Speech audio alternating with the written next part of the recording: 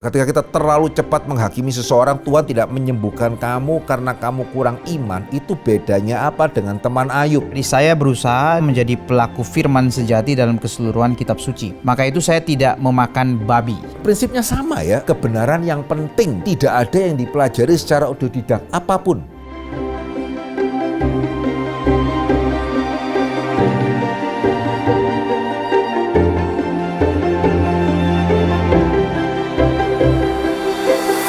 Ya, halo Pak Henry. Ya, Vikaris Kias. Kali ini kita akan membahas mengenai kesulitan-kesulitan dalam penafsiran Alkitab. Kiranya Pak Henry boleh menjawab setiap pertanyaan yang masuk. Ya.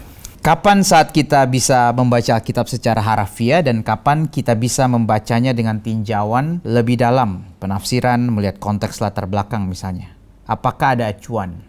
Contoh misalnya kita bisa baca 1 Samuel 2 ayat 1 di mana Hana dalam puji-pujiannya mengatakan mencemooh musuhku. Khawatir kalau kita membacanya secara harafiah seolah-olah kita boleh mencemooh orang-orang yang kita nilai tidak berkenan di hadapan Tuhan. Juga contoh misalnya 1 Korintus 5 ayat 5, apakah memang sebenarnya Tuhan menghendaki hal tersebut? Oke, baik. Ya, jadi sebetulnya ya antara penafsiran harafiah dengan penafsiran lebih dalam itu berjalan bersama-sama. Ya, penafsiran harafiah, kalau kita sungguh-sungguh harafiah, itu menuntut kita untuk mengerti konteks, begitu ya, menuntut kita untuk mengerti maksud penulis. Nah, di dalam hal ini satu hal yang kita perlu perhatikan adalah genre. Bagi sebagian besar jemaat ya, itu kurang dipertimbangkan di dalam kita memahami suatu kitab, dan seringkali ini juga bisa membuat kebingungan ya pada waktu kita mengerti. Kalau saya boleh langsung kasih contoh aja, Vikaris Kias ya. Amsal pasal yang ke-12 ayat yang ke-21. Orang benar tidak akan ditimpa oleh bencana apapun, tetapi orang fasik akan senantiasa celaka. Amin gak ini? Gitu ya. Ya, kira-kira saudara yang mendengarkan ini amin gak ini? Orang benar tidak akan ditimpa oleh bencana apapun. Ya, tetapi orang fasik akan senantiasa celaka. Nah, saya tidak tahu ya dari pendengar kita ini kira-kira ketika mendengarkan hal ini berapa banyak yang langsung amin, berapa banyak yang langsung kok sepertinya realitanya tidak seperti itu, begitu ya. Ya, nah saudara, di mana kesulitan kita mengerti ayat tadi? Ya karena sebetulnya, nah ini yang kita perlu membiasakan ya. Kita lupa bahwa yang tadi saya bacakan itu adalah Amsal. Ya kalau mau dikatakan genre yang paling dekat dengan Amsal saat ini itu adalah pepatah. Jadi misalnya sebagai perbandingan, amin nggak ya malu bertanya sesat di jalan? Nah dalam pengertian apa dulu nih aminnya? Ya apakah berarti kalau saya bertanya pasti tidak sesat?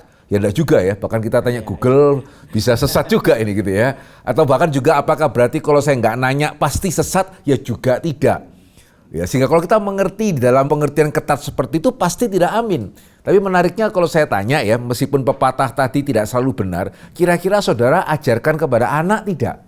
Ya, kira-kira guru tetap mengajarkan kepada murid tidak?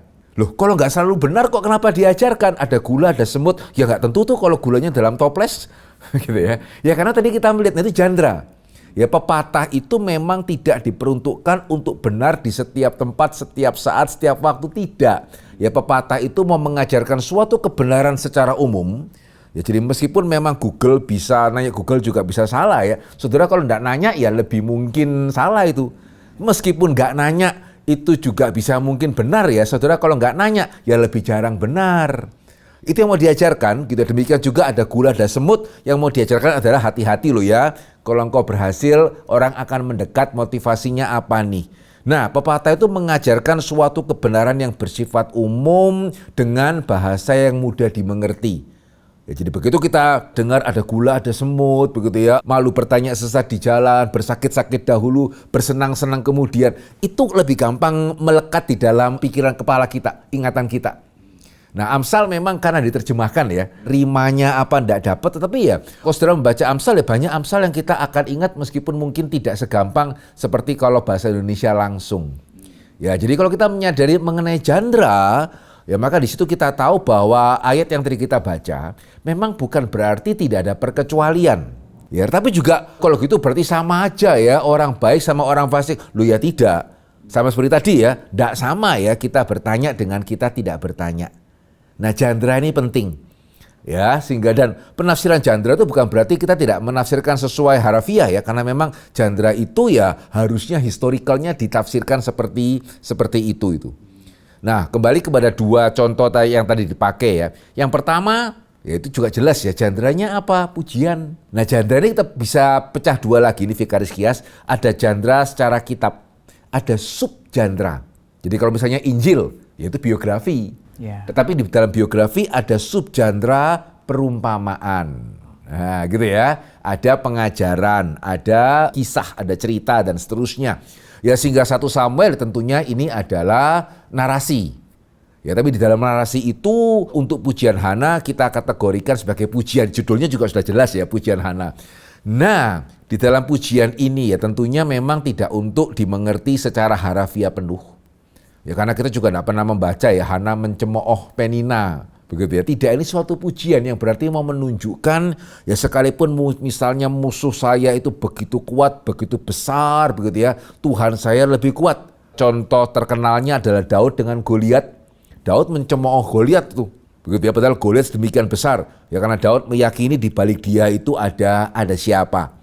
Ya sehingga di dalam kasus Hana tadi, bukannya kita tidak menafsirkan secara harafiah, tapi emang jandranya pujian. Gitu ya, maksudnya adalah menyatakan keyakinan di hadapan para lawan kita yang sepertinya itu lebih besar, ibaratnya Daud dengan Goliat.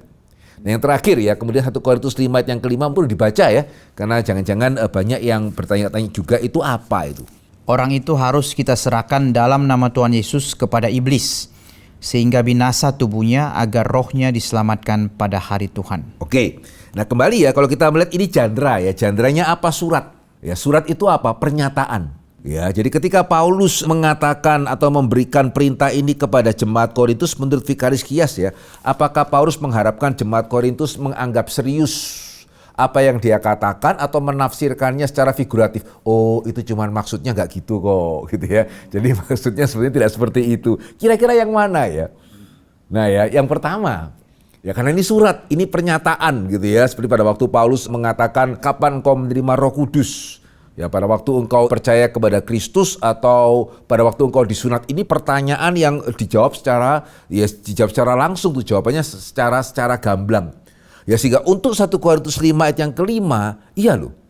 Ya kita harus memahami secara harafiah karena memang ini jandranya adalah surat, ini adalah suatu bahkan bukan cuma sekedar permintaan ya. Ini adalah suatu instruksi dari seorang rasul ya kepada jemaat ya yang, nah di sini kita perlu mengerti konteksnya ya, yang melakukan suatu perbuatan salah yang bahkan lebih daripada yang dunia itu lakukan. Ya jadi pada masa itu ya perihal seksualitas itu bahkan kalau mau dikatakan lebih longgar dari sekarang. Ya kita di Indonesia saja tidak mudah juga ya untuk punya lebih dari satu istri misalnya, pengadilan bisa menolak pada waktu kita mengajukan cerai gitu ya. Pada waktu itu sangat biasa. Gitu ya, saya punya istri, saya punya gundik, itu sesuatu hal yang sangat biasa. Tetapi ya bahkan untuk konteks pada waktu itu tidak boleh melakukan hubungan suami istri dengan kerabat apalagi ibu. Nah ini terjadi di sini ya, yang terjadi dalam konteks dosa dalam jemaat. Dalam 1 Korintus pasal yang kelima ini ada seseorang yang tidur dengan istri ayahnya.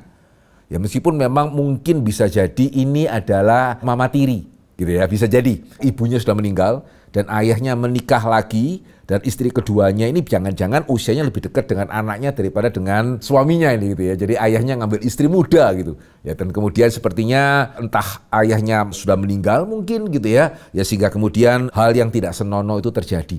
Dan yang buat Paulus sangat terkejut dan sangat marah, jemaat nggak apa-apa loh. Ya mungkin karena kasih mungkin ya.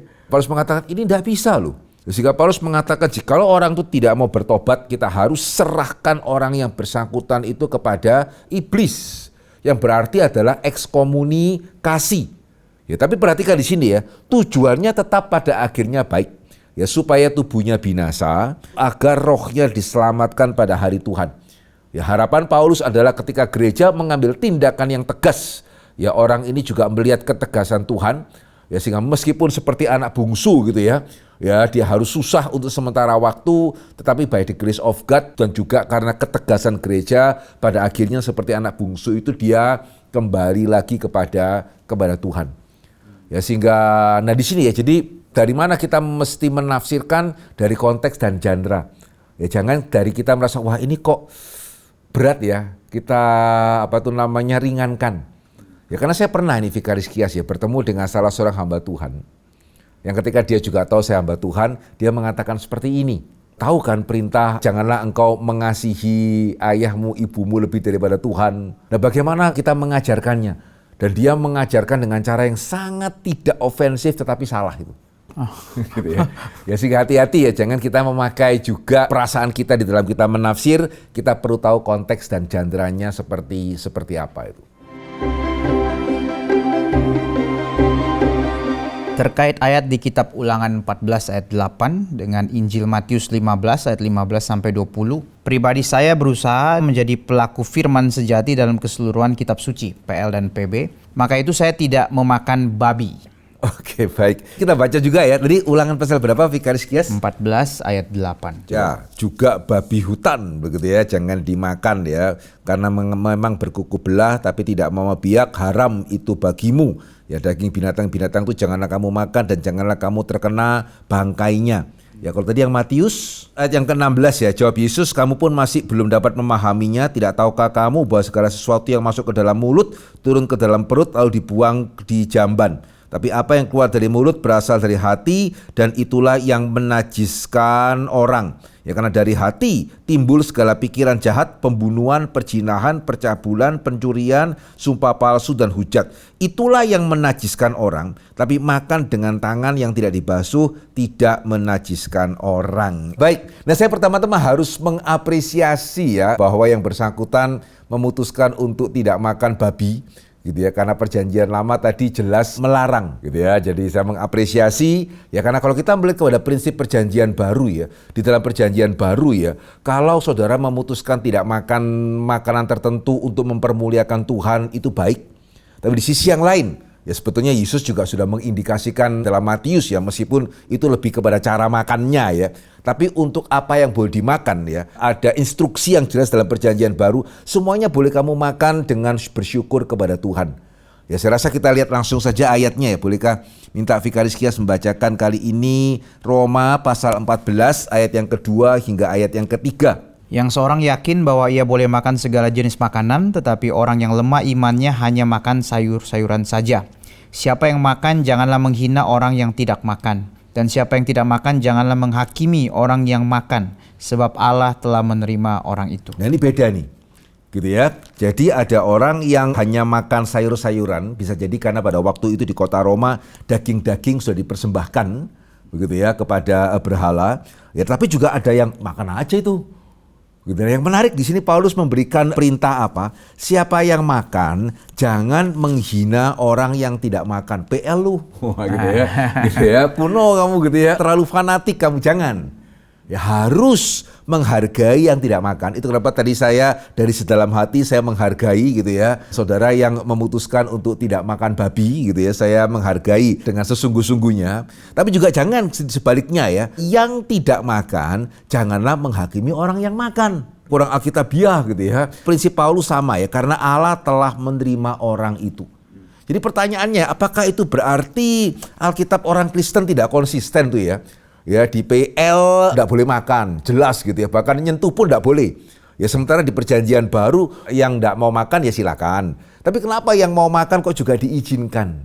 Nah ini kembali sekali lagi kita perlu menyadari prinsip yang ada ya, bahwa kenapa di dalam perjanjian lama itu diberikan larangan untuk makan makanan tertentu. Ada yang mengatakan itu karena alasan kesehatan, begitu ya. Tetapi ya pada waktu kita membandingkan dengan perjanjian baru, kita melihat ya bisa jadi memang binatang-binatang itu tidak cocok dimakan di padang gurun. Tetapi kan perintah larangannya kan bukan cuma untuk padang gurun tuh.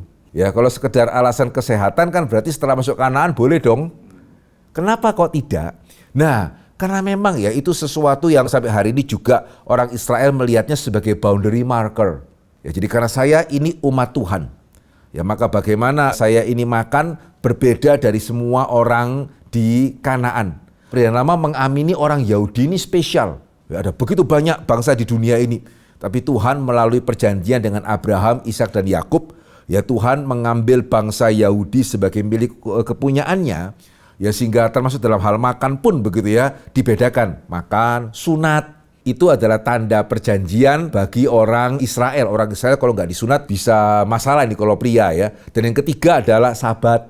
memelihara hari-hari tertentu. Nah 3 hal ini ya, sunat, sabat, memelihara hari tertentu, makan makanan tertentu itu tergolong boundary marker. Karena saya Israel. Begitu ya. Nah, di sini kita mulai bisa memahami kenapa di perjanjian baru kemudian tidak sama. Karena dalam perjanjian baru, dan ini yang kita harus syukuri ya, di dalam Kristus ya, tidak ada lagi itu Yahudi sama non-Yahudi. Tidak ada. Ya di dalam Kristus, baik Yahudi maupun orang non-Yahudi, berarti termasuk kita ya. Ya kita orang Indonesia, begitu ya, dari berbagai suku. Kita sama-sama dilihat sebagai orang berdosa. Ya jadi yang berdosa bukan cuma kafir. Ya umat Tuhan juga berdosa itu. Begitu ya, orang Yahudi juga sama berdosanya dengan yang mereka kafirkan. Faktanya, realitanya begitu. Gitu ya. Jadi sama-sama kita orang berdosa, sama-sama memerlukan juru selamat. Ya, sehingga pada waktu seseorang itu menyadari dosanya, dia bertobat, dia menerima Yesus sebagai Tuhan dan Juru Selamat, ya sama-sama diselamatkan. Dan satu hal ya yang kita melihat kekonsistenan Paulus dalam hal ini, ya karena kita satu di dalam Kristus, tidak ada Yahudi dan non-Yahudi, maka ya untuk menjadi orang Kristen kita tidak harus menjadi orang Yahudi terlebih dahulu. Ya sehingga kalau semua orang Kristen hari ini harus disunat, semua orang Kristen hari ini tidak boleh makan babi, semua orang Kristen hari ini harus memelihara hari-hari seperti orang Yahudi. Pertanyaannya berarti betulkah Yahudi dan non-Yahudi itu sama atau jangan-jangan Yahudi masih istimewa ini? Ya, jadi kalau saya orang Tionghoa mau jadi orang Kristen, jadi Yahudi dulu. Begitu ya, mesti ke Israel nih. Mesti ke Yerusalem, begitu misalnya ya, atau mesti ikut ciri identitas orang Yahudi. Tidak. Nah, ini yang indah ya. Ya di dalam Kristus itu yang berdosa bukan cuma orang kafir ya. Di dalam Kristus itu yang berdosa juga orang Yahudi.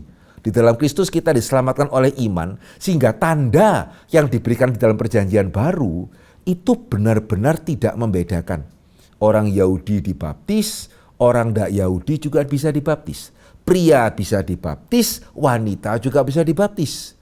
Ya tanda perjanjian lama, itu kenapa dalam perjanjian lama ya pria lebih utama. Bagaimana caranya wanita disunat? Begitu ya, sehingga begitu tandanya berupa sunat, ya itu berarti adalah pria lebih tinggi daripada wanita. Karena hanya pria yang mungkin disunat. Kalau baptisan, ya bagaimana pria bisa lebih mudah dibaptis daripada wanita? Ya tidak. Ya perjamuan kudus, ya tidak. Ya sehingga di sini kita melihat itu kenapa tadi prinsipnya Roma ya. Kalau yang tadi yang bertanya tetap ingin untuk tidak makan babi, silakan. Begitu ya, kita menghargai, tetapi firman Tuhan mengatakan jangan menghina yang makan. Ya baik yang makan babi, yang tidak makan babi sama-sama berdosa, gitu ya. Dan sama-sama kita dipersatukan di dalam Kristus yang telah menebus kita. Bukan dipersatukan karena makan makanan tertentu atau warna kulit atau tingkat ekonomi atau sesuatu hal yang lain.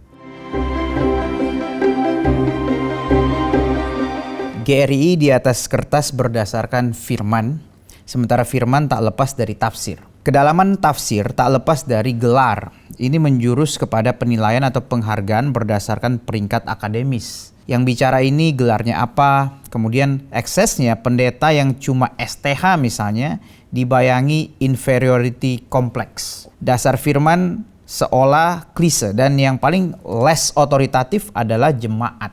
Bukankah pada dasarnya kondisi ini cuma beda tipis dengan gereja Katolik yang ditentang reformator?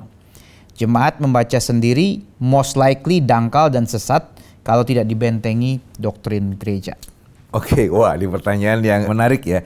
Ya coba kita lihat ya prinsip yang dipakai oleh dalam hal ini sangat dianggap penting oleh Calvin ya di dalam hal ini. Mari kita melihat Efesus pasal keempat ayat 11 sampai 12.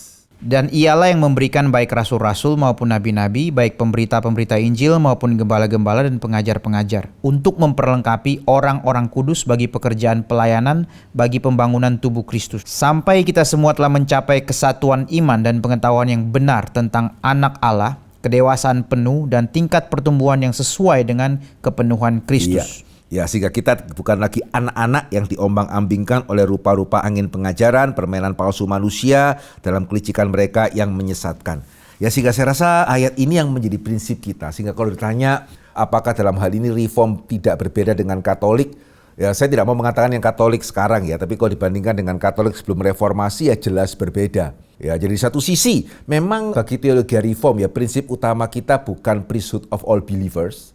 Meskipun kita tentunya percaya priesthood of all believers, tidak. Ya karena priesthood of all believers itu mengandung kesulitan yang Luther sebetulnya juga menyadari. Jadi kalau semuanya priesthood mesti dengar siapa nih? Priesthood mesti bagaimana? Ini Luther menyadari kesulitan itu, tetapi dia pada waktu itu belum menemukan solusinya. Terus bagaimana? Nah di sini Calvin ya, saya rasa dengan sangat baik melihat di ayat ini. Ya sehingga tadi kita membaca Efesus pasal keempat ya, ayat yang ke-11 hingga ayatnya yang ke-14 gitu ya. Maka di satu sisi memang Tuhan menetapkan dalam hal ini rasul, nabi, ya penginjil, pengajar, gembala. Ya dalam teologi reform hari ini kita melihat rasul dan nabi dalam pengertian seperti rasul PB dan nabi PL memang sudah berhenti karena Alkitab sudah diberikan kepada kita. Tetapi untuk fungsinya masih ada, ya sekaligus juga pengajar, gembala, penginjil masih ada. Nah orang-orang ini yang Tuhan angkat ya untuk memperlengkapi jemaat gitu ya, untuk memperlengkapi jemaat. Wah berarti sama itu. Ya sama dengan gereja Katolik sebelum reformasi, tidak. Ya karena di sini ketika jemaat setelah diperlengkapi, maka mereka bisa mempunyai pengetahuan yang benar, kedewasaan penuh, tingkat pertumbuhan yang sesuai dengan kepenuhan Kristus. Ya sehingga ketika jemaat sudah memiliki kedewasaan penuh, tingkat pertumbuhan yang cukup, mereka juga bisa mengajar gitu ya, anak-anak mereka juga bisa mengajar begitu ya, jemaat-jemaat yang lain, saling menasihati di dalam firman dan seterusnya. Ya sehingga sebetulnya ya ini prinsip yang sama dengan perjanjian lama. Di perjanjian lama bagaimana ya? Hai orang tua berikan anakmu Taurat suruh dia belajar sendiri? Tidak. Gitu ya. Hai orang tua ajarkanlah anakmu. Loh, berarti anak itu akan terus bergantung. Tidak. Nah ini bedanya kita ya. Dengan Katolik pada zaman reformasi. Kita ingin jemaat yang kita ajar dewasa. Ya bukan bergantung terus kepada kita. Ya sehingga beda sekali ya cara mengajar yang pokoknya saya mengatakan seperti itu. Tidak loh. Ya, di dalam pengajaran di GRI, apalagi kalau saudara masuk lebih dalam ya, kepada saudara ikut streets misalnya gitu ya, silakan tanya. Ya dan hamba Tuhan ya harusnya ya, kalau saudara ikut kelas streets ya, kemudian dosennya kalau ada ketidaksetujuan, pokoknya harus percaya ya. Silakan laporkan gitu ya, meskipun saya yakin harusnya tidak terjadi seperti itu.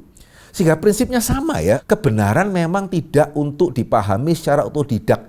Kebenaran yang penting ya tidak ada yang dipelajari secara otodidak apapun. Ya saudara mau ya ke dokter yang belajar otodidak. Kalau saudara terlibat urusan hukum yang berat mau ke pengacara yang otodidak. Ya enggak bisa, meskipun pengacara otodidak juga gimana caranya dia dapatkan license ya. Dan itu baik loh.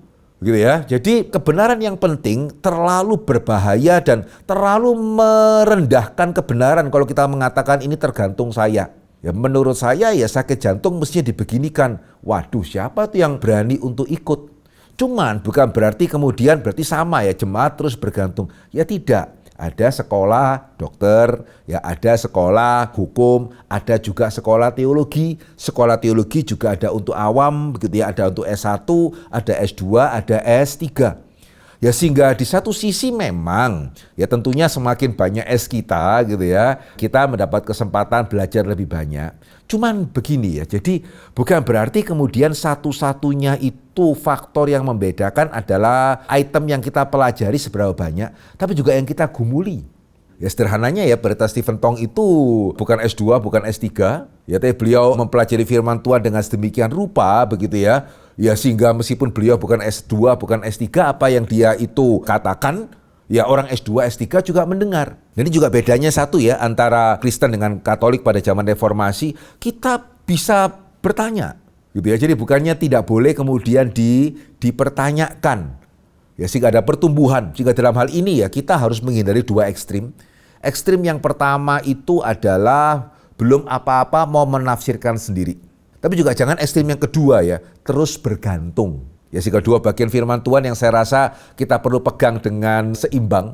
Yang pertama dari Yakobus yang mungkin lebih terkenal, jangan banyak orang mau menjadi guru.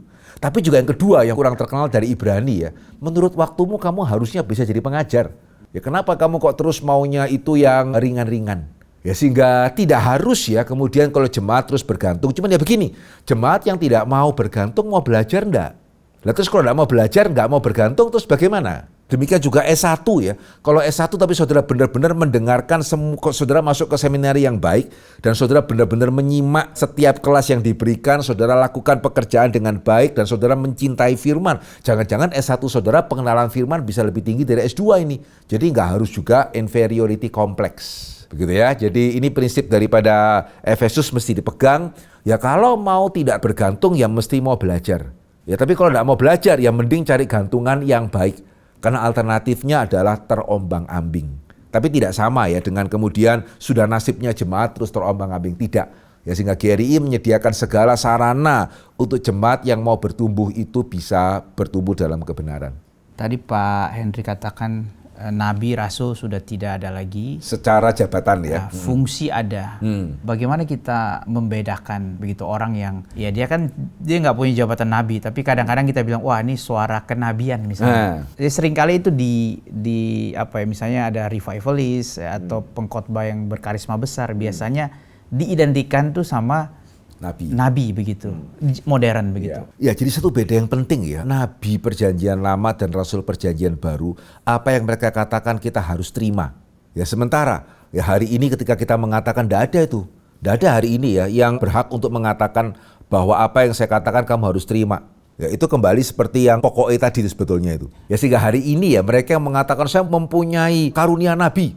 Ya kita uji. Ya demikian juga saya punya karunia rasul mendirikan gereja, ya kita uji, boleh. Kita Protestan ya, kita juga Reform, kita mengamini sola scriptura bukan solo scriptura ya. Berarti hari ini ya bisa jadi ya, di luar Alkitab Tuhan menyatakan kehendaknya kepada si A atau si B, tetapi harus berani diuji oleh Alkitab. Nah ini yang menjadi dasar keyakinan kita ya. Jadi kalau misalnya kita salah silakan jemaat nanya. Gitu ya, dan bagaimana kita juga mesti bisa mempertanggungjawabkan apa yang kita ajarkan. Itu bedanya.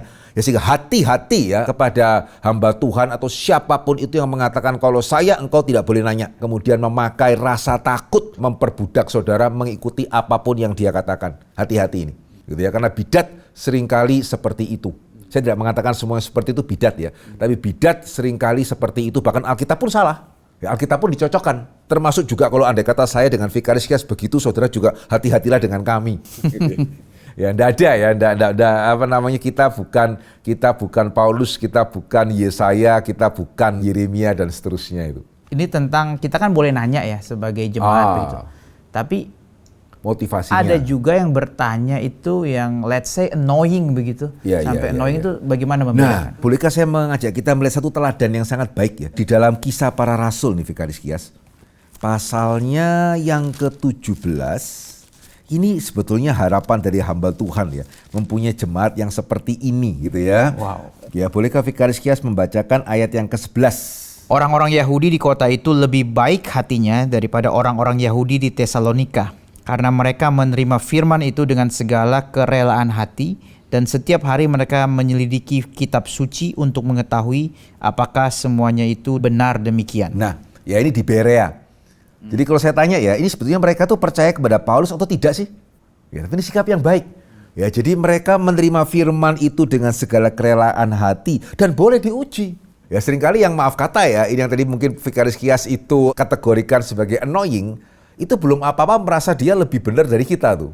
Ya, jadi orang yang bertanya untuk dibenarkan. Jadi kita jawab apapun kalau nggak sesuai dengan yang dia mau, kita yang salah.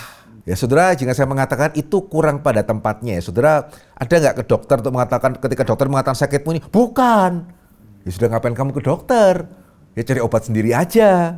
Nah itu ya. Ya sehingga, nah ini sekali lagi, ini yang membedakan kita dengan Katolik pada zaman reformasi. Silakan nanya loh. Ya tetapi ya pada tempatnya. Ya seperti jemaat ini mereka nggak siapa lu gitu ya. Mereka terima dulu, tapi setelah itu mereka menguji. Hamba Tuhan yang baik harusnya siap untuk diuji. Tapi jemaat yang baik juga harusnya jangan merasa belum apa-apa. Wah, hamba Tuhannya kalah dari saya nih. Kamu ngerti apa? Kamu kan bukan Pendeta Stephen Tong misalnya. Nah itu juga nggak baik sih kalau seperti itu ya. Kayak Priscilla Aquila ke Apolos itu ya. Nah kalau itu berbeda. Kalau itu memang posisinya Priscilla Aquila sebagai guru. Gitu ya. Jadi mereka mengajar Apolos. Ada beberapa hal yang kurang tepat kan dari Apolos gitu ya. Tapi yang mereka Paulus dengan Apolos positif, dari situ kita juga bisa melihat Priscilla Aquila juga pada waktu mereka mengajar Apolos, sisi positifnya mereka lihat. Mengajar loh ini, jadi bukan kemudian menghakimi Apolos loh. Nah ini kita mesti bedakan tuh. Priscilla Aquila itu sebagai guru ya? Posisinya kan menasehati Apolos ya, meskipun mungkin bukan guru resmi. Oke. Ya, tapi posisinya kan Apolos belajar dari Priscilla Aquila itu. Posisinya kan bukan cuma sekedar teman sama teman. Kan ini kan juga gerejanya yang Apolos kan gereja Korintus gitu ya, di mana Priscilla Aquila juga ada di sana, sehingga secara kesenioran jelas sih. Priscilla Aquila? Iya dong. Bukannya Apolos Kan Apolos ke sana sebagai apa? Sebagai pengkhotbah keliling kan. Priscilla Aquila sebagai apa? Penatuanya kan. Oke. Jadi memang mereka lebih tinggi ya. Ya gerejanya siapa nih?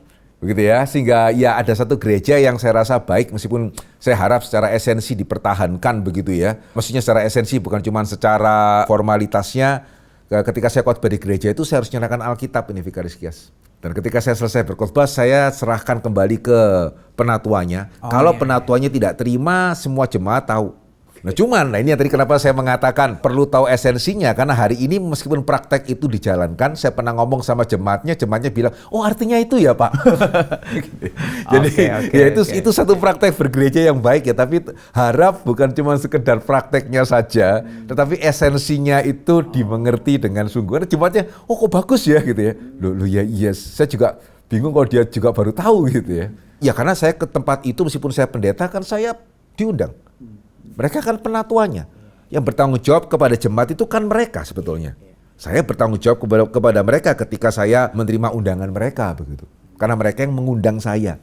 Nah dalam hal kira-kira seperti ini ya, posisi Priscilla Aquila dengan Apolos. Penatua ya, seperti itu ya. Mirip seperti itu. Karena ini kan gereja Korintus ya, yang Paulus dirikan, dan pada waktu itu kan Priscilla dan Aquila kan sama-sama Paulus di Korintus itu. Mengenai penatua Pak, di daerah lah, saya pernah ketemu penatua sudah sangat senior begitu. Saya bertanya tugasnya apa begitu. Yang dijawab itu tugas seperti pengembalaan begitu. Yang saya tunggu kan ajaran, doktrin begitu. Tapi dia lebih ke mengunjungi dan sebagainya begitu. Kayak saya ada kesan, saya nggak ke semua gereja, ada kesan tidak mementingkan itu Pak, pengajaran, teologi dan sebagainya. Seperti apa harusnya Pak penatua? Nah, ini kalau kita lihat ya, dalam 1 Timotius pasal yang ketiga, ayat yang pertama sampai ke-7 itu kan mengenai syarat bagi penilik jemaat, which is penatua. Ya, kemudian ayat yang ke-8 hingga ayat yang ke-13 gitu ya, itu syarat bagi diaken. Ya, nah, ketika kita membandingkan persyaratan ini mayoritas kan sama ya. Ya harus menjadi persyaratan secara perilaku, keluarga juga gitu ya. Tetapi ada satu hal yang ada diberikan sebagai syarat penatua tapi tidak ada dalam syarat diaken. Itu di pasal ketiga ayat yang kedua bagian terakhir. Cakap mengajar. Gitu ya, cakap mengajar. Silakan nanti saudara cari sendiri ya, di diaken tidak ada itu. Gitu ya, sehingga justru di sini kita melihat perbedaan antara penatua dan diaken, karena penatua itu harus cakap mengajar, karena penatua itu pemimpin, gitu ya, pemimpin jemaat. Ya, jadi kalau penatua tidak tahu ajaran yang benar, ya terus bagaimana bisa menjaga dombanya? Ketika ada ajaran yang salah, ya diterima gitu ajarannya. Ya tidak, penatua harusnya yang tahu paling pertama, gitu ya, dan dia bisa mengajar jemaat, meyakinkan jemaat ini benar, kenapa benar, ini salah, kenapa salah. Nah ini hari ini yang terjadi ya, tapi sebetulnya itu bukan hal yang diharapkan. Jadi memang hari ini saya nggak tahu apakah latar belakang dari pertanyaan kita ini adalah ya kan semua sama jemaat. Loh enggak loh, jemaat itu penatua harus bisa ngajar loh. Dan penatua itu kan nggak harus hamba Tuhan ya. Penatua awam itu penatua. Nah hari ini ya ada satu dikotomi yang saya rasa perlu kita luruskan. Ya seringkali ya kan ada penatua pengajar. Oke. Berarti kalau penatua yang bukan pengajar berarti boleh nggak bisa ngajar? Enggak. Ya penatua pengajar itu adalah penatua yang dikhususkan untuk mengajar. Ya karena bisa mengajar bisa mengajar orang banyak gitu ya. Itu nggak sama ya. Jadi ada orang-orang yang punya karunia tertentu mengajar, dia yang pimpin kebaktian umum. Ya itu seperti tadi ya, bukan berarti penatua yang bukan penatua pengajar ya nggak tahu menau dia mengenai pengajaran, tanya hamba Tuhan saja, jangan tanya saya. Tidak. Ya sehingga tadi ya yang di dalam Berea ya itu yang menyelidiki firman Tuhan setiap hari bukan pendetanya Berea, belum ada pendetanya Berea waktu itu ya. Ya penatuanya. Lukas malah memandang ini sebagai hal yang positif. Paulus loh ini yang mereka menyelidiki perkataan Paulus benar atau tidak begitu ya. Dan Lukas menganggap itu sebagai sesuatu hal yang baik. Nah, penatua kalau harus mengajar, Pak, saya tidak melihat mereka di gereja kita ya diberikan tempat yang reguler. Yang saya tahu mengajar remaja, saya tahu ada. Ya. Khotbah di PD saya belum lihat. Secara tata laksana boleh loh. Justru ini saya juga lagi menantikan secara pengaplikasiannya. Oke. Gitu ya. Jadi secara tata laksana itu boleh loh. Gereja kita ya kalau untuk penatua awam itu berkhotbah di hari Minggu, kebaktian umum, tidak melanggar tata laksana dari gereja kita itu. Ya meskipun tadi ya, kalau ada gembala ya kenapa tidak, kan gembala yang diamini punya tadi ya penatua pengajar. Tapi kalau tadi bisa gembalanya berhalangan dan tidak memungkinkan untuk mengundang hamba Tuhan dari cabang yang lain, secara tata laksana itu boleh loh. Nah cuman ini ya, ini kita sama-sama menunggu di kesiapan dari penatua-penatua. Ya karena tentunya ya mereka harus menuntut diri juga ya. Begitu ya, dan harus terbuka dinilai juga oleh jemaat dong begitu ya. Tapi secara tata laksana itu dimungkinkan. Di Ayub 42 ayat 7, setelah Tuhan mengucapkan firman itu kepada Ayub, maka firman Tuhan kepada Elifas orang Teman, murkaku menyala terhadap engkau dan terhadap kedua sahabatmu, karena kamu tidak berkata benar tentang aku seperti hambaku Ayub. Pertanyaan, apakah berarti semua perkataan teman-teman Ayub tentang Allah di pasal-pasal sebelumnya itu salah? Padahal bukankah mereka mengatakan hal yang baik tentang Allah? Oke. Nah ini kembali ya kepada jandra.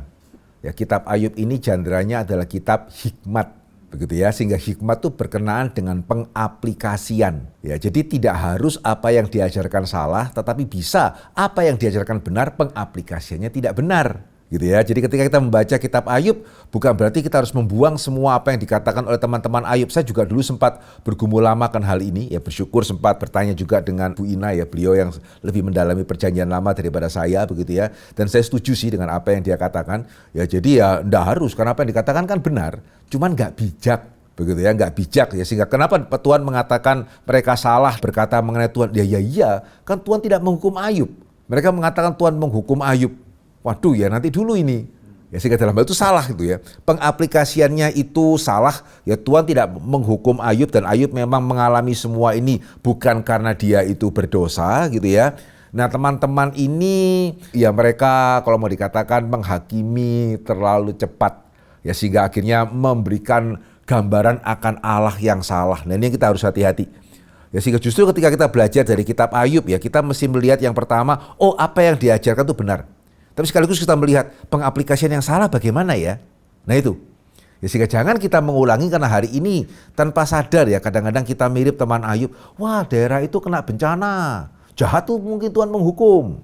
Atau hari ini misalnya si A berdoa itu sakit berdoa tidak sembuh kurang iman. Waduh itu sudah sangat dekat kalau bukan dikatakan sama ini. Gitu ya sama loh. Ya ketika kita terlalu cepat menghakimi seseorang, Tuhan tidak menyembuhkan kamu karena kamu kurang iman, itu bedanya apa dengan teman Ayub? Gitu ya, teman Ayub yang kamu mengalami ini karena Tuhan menghukum kamu karena dosa, padahal tidak. Ya sehingga saya harap dari Ayub bukannya kita menolak apa yang dikatakan oleh teman-teman Ayub, tetapi kita belajar untuk tahu pengaplikasiannya yang salah bagaimana, pengaplikasian benar seperti apa. Sehingga itu kenapa ya dalam perjanjian baru ya, disiplin gereja ada tahapannya. Diajak ngomong dulu, ajak 2 orang, ya ini menjaga kita untuk tidak mengulangi kesalahan seperti teman Ayub. Tapi juga jangan ditarik ke ekstrim satunya ya. Kalau gitu tidak apa-apa lah daripada saya salah, sudah biarkan saja. Nah itu ekstrim satunya lagi itu namanya. Oke, baik Pak Henry. Ya, kiranya terima kasih untuk berkat. jawaban-jawabannya. Kita bersyukur pertanyaan-pertanyaan sudah boleh dijawab, tapi kalau saudara masih mempunyai pertanyaan yang lain, silakan mengirimkan pertanyaan Anda melalui WhatsApp atau komen di YouTube. Link kelas fokus episode 1-22 yang membahas dari penciptaan sampai eskatologi bisa didapatkan di dalam kolom deskripsi. Jika saudara mendapat berkat dari program ini, silakan share kepada yang lain. Mari kita bersama bertumbuh menjadi orang Kristen yang dewasa.